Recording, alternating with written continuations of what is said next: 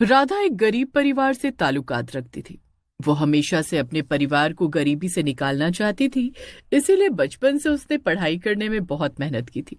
उसके माता पिता के पास उसे कॉलेज भेजने के लिए पैसे नहीं थे, तो राधा ने स्कॉलरशिप के लिए बहुत मेहनत की और स्कॉलरशिप पर शहर के बहुत बड़े कॉलेज में पढ़ने के लिए गई। मैंने जितना सोचा था ये कॉलेज तो उससे भी कहीं ज्यादा अच्छा है। बस जल्दी से यहाँ पर मेरी ग्रेजुएशन हो जाए तो मैं अच्छी सी नौकरी पर लग जाऊं और उसके बाद मम्मी पापा को भी यहीं पर ले आऊंगी। राधा गांव की सीधी सादी लड़की थी, इसलिए उसका रहन सहन भी बहुत सिंपल था। राधा सिंपल सूट सलवार पहनकर कॉलेज आती थी, जिस वजह से उसके क्लास के बच्चे उसका बहुत मजाक उड़ाते थे। मुझे तो समझ नहीं आता कि तुम किस जमाने की रहने वाली हो। आज के जमाने में कौन ये बहनचियों वाले कपड़े पहनता है? ऊपर से तुम्हारी ये चोटी। श्रद्धा, जरा अपने बैग से कैंची देना, तो आज इस बहन जी के बाल काट देते, थोड़ा स्टाइलिश बनाते हैं ना इसे। ये तुम क्या कह रही हो? मैं जैसी हूं ना बिल्कुल ठीक हूँ, हटो यहाँ से। राधा उन्हें धक्का देकर वॉशरूम भाग जाती है। तभी वो देखती है कि वॉशरूम में एक लड़की अपना सर कपड़े से ढककर रो रही है। राधा उसके पास जाती है। अरे तुम्हें क्या हो गया? तुम इस तरह रो क्यों रही हो?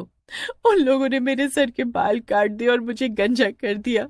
अब मैं कैसे सबके सामने जाऊंगी? क्या उन लोगों ने तुम्हारे साथ ऐसा किया? ये तो बहुत ही गलत बात है। तुम मेरे साथ प्रिंसिपल के ऑफिस चलो, हमें उनके खिलाफ कंप्लेंट करनी चाहिए। नहीं नहीं, तुम ऐसा कुछ मत करना, वरना वो लोग तुम्हें भी मेरी तरह गंजा कर देंगे। ये लोग बहुत बुरे हैं।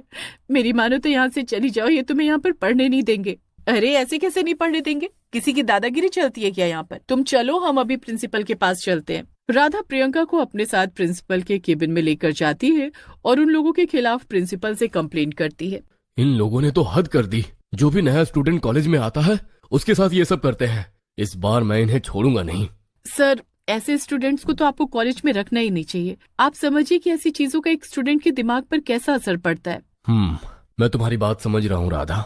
मैं अभी के अभी उन सबको बुलाकर उनकी क्लास लगाता हूँ। प्रिंसिपल उन सबको अपने केबिन में बुलाते हैं और प्रियंका के साथ ऐसा बर्ताव करने के लिए उन्हें कॉलेज से रिस्ट्रिकेट कर देते हैं। लेकिन वो शहर के जाने माने रईस लोगों के परिवार से थे, इसलिए कुछ दिन बाद उन्हें फिर से कॉलेज में एंट्री मिल जाती है। राधा कॉलेज से अपने घर जाने के लिए निकल रही थी कि तभी वो उसका रास्ता रोक लेते हैं। बहुत शौक चढ़ा है ना तुझे दूसरों का मसीहा बनने का, लेकिन अब वो तुझे भारी पड़ने वाला है। तूने हमें कॉलेज से निकलवाया ना, अब देख हम तेरे साथ क्या करते हैं। देखो, मैंने जो किया ना बिल्कुल ठीक किया। तुम लोग उसी के लायक हो। अमीर हो तो इसका मतलब ये नहीं कि तुम इस तरह लोगों को परेशान करोगे। हाँ, देखो तो जरा कैसे कैंची की तरह जुबान चल रही है इसकी। तुम्हें हमारा जरा भी डर नहीं है क्या? जब हम उस प्रियंका के साथ ऐसा कर सकते हैं तो तुम्हारे साथ नहीं करेंगे क्या? इससे पहले कि राधा कुछ समझ पाती, उनका दोस्त नितिन वहां पर आता है। नितिन और श्रद्धा मिलकर राधा को पकड़ लेते हैं और निधि उसके सर के सारे बाल काट कर उसे गंजा कर देती है। देखो तो कितनी अच्छी लग रही हो तुम गंजी होकर। अच्छा भला इतना अच्छा हेयर कट दे रहे थे तुम्हें उस दिन हम, लेकिन तुम्हें तो गंजा होना था। चलो कोई बात नहीं, गंजी होकर भी तुम ठीक ही लग रही हो। आज के बाद हमसे पंगा लेने से पहले 100 बार सोचना, वरना तुम्हारे साथ क्या क्या हो सकता है ये तुम सोच भी नहीं सकती। वो तीनों मिलकर राधा का खूब मजाक उड़ाते हैं। नितिन उसकी बहुत सारी पिक्चर्स क्लिक करता है। राधा रोती हुई वहां से भाग जाती है। अगले दिन राधा अपने सर पर स्कार्फ बांधकर कॉलेज आती है, लेकिन उसे देखकर सारे बच्चे हंस रहे थे। राधा जब कॉलेज के बुलेटिन बोर्ड पर देखती है तो बुलेटिन बोर्ड पर उसकी गंजी तस्वीरें लगी हुई थी। ये देखकर राधा की आंखों में आंसू आ जाते हैं और वो सीधे प्रिंसिपल सर के केबिन में जाती है। मुझे तो समझ में नहीं आता कि ये किस तरह का कॉलेज है। अभी थोड़े दिन पहले जिस चीज के लिए आपसे कंप्लेंट की थी वो फिर से रिपीट हो गई। पहले इन लोगों ने प्रियंका को गंजा किया और अब मुझे गंजा कर दिया। आप इस कॉलेज के प्रिंसिपल हैं, क्या आप उनके खिलाफ कोई एक्शन नहीं लेंगे? आखिर कब तक हम गरीब स्टूडेंट्स के साथ ऐसा? देखो राधा, ये तुम्हारा पर्सनल मैटर है। मैं इसमें तुम्हारी कोई मदद नहीं कर सकता। और आखिर मैं कब तक ही इन लोगों को कॉलेज से निकालूंगा? ये सब बहुत अमीर फैमिली वाले हैं। किसी के पापा कॉलेज के ट्रस्टी है तो कुछ और है। इन लोगों से अब मैं पंगा नहीं ले सकता। प्रिंसिपल सर साफ साफ राधा की मदद करने के लिए मना कर देते हैं। अगले दिन राधा कॉलेज जाती है तो वो लोग फिर से राधा को कॉलेज के बैकयार्ड में घेर लेते हैं। बहुत शौक है ना तुम्हें हमारी कंप्लेन करने का, लेकिन आज के बाद तुम हमारी कंप्लेन नहीं कर पाओगी, क्योंकि मैं अपने पापा से कहकर तुम्हें कॉलेज से निकलवा दूंगी।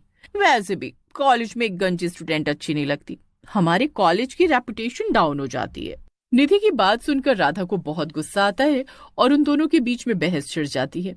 लेकिन बहस इतनी ज्यादा बढ़ जाती है कि उन दोनों की लड़ाई हो जाती है और इसी लड़ाई के बीच निधि राधा को धक्का दे देती है। राधा का सर एक पौधे से जाकर टकराता है, उसके सर से बहुत खून बहने लगता है। ये देखकर वो तीनों घबरा कर वहां से भाग जाते हैं। राधा को बचाने वाला वहां पर कोई नहीं था, इसलिए खून बहने की वजह से वहीं पर उसकी मौत हो जाती है और वो एक गंजी चुड़ैल बन जाती है। अगले दिन कॉलेज में इस बारे में पता चलता है, लेकिन कोई भी राधा के साथ क्या हुआ इसके बारे में जानने की कोशिश नहीं करता, जिस वजह से राधा का गुस्सा और बढ़ जाता है। अगली शाम निधि, श्रद्धा और नितिन कॉलेज से निकल रहे थे, तभी उन्हें पीछे से किसी के पायलों की आवाज आती है। अरे इस समय यहाँ पर किसके पायलों की आवाज आ रही है? लगता है राधा की चुड़ैल यहाँ पर घूम रही है। बेचारी कल मर गई ना, तो चुड़ैल बन गई होगी। वो तीनों राधा का मजाक उड़ाते हुए वहां पर हंसने लगते हैं, तभी उन्हें पीछे से किसी के हंसने की आवाज आती है। वो जैसे पीछे मुड़कर देखते हैं तो गंजी चुड़ैल उनके सामने आकर खड़ी हो जाती है। उसे देखकर उन तीनों की सिट्टी पिट्टी गुम हो जाती है और वो वहां से भागने लगते हैं। तभी गंजी चुड़ैल पीछे से भागती हुई आती है और उनके सर पर जोरदार किक मारती है। तुम्हें क्या लगा तुम मुझे मारकर बच जाओगे? जीते जी तुमने मेरे साथ गलत किया ही, लेकिन मरने के बाद भी मेरा मजाक उड़ा रहे हो। तुम जैसे लोगों को तो जीने का कोई अधिकार ही नहीं। जी नहीं राधा, हम तुम्हारा मजाक नहीं उड़ा रहे थे। तुम्हारे साथ जो भी हुआ हमें उसका बहुत दुख है, प्लीज हमें जाने दो। जब बात अपनी जान के ऊपर आई तो माफी मांगने लगे, लेकिन मैं तुम्हें माफ नहीं करूंगी।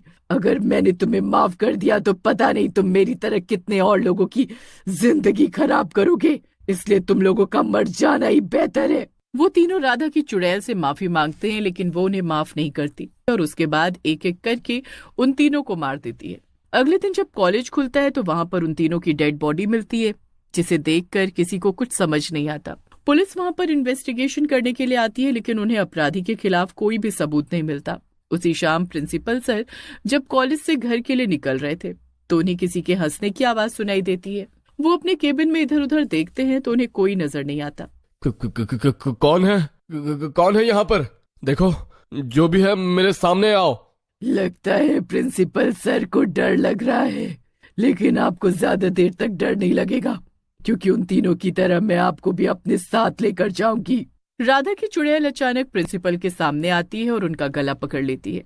प्रिंसिपल चुड़ैल को देखकर डर जाता है और उससे माफी मांगने लगता है, लेकिन राधा उसके चेहरे पर एक जोरदार चाटा मारती है। किस मुंह से तुम मुझसे माफी मांग रहे हो?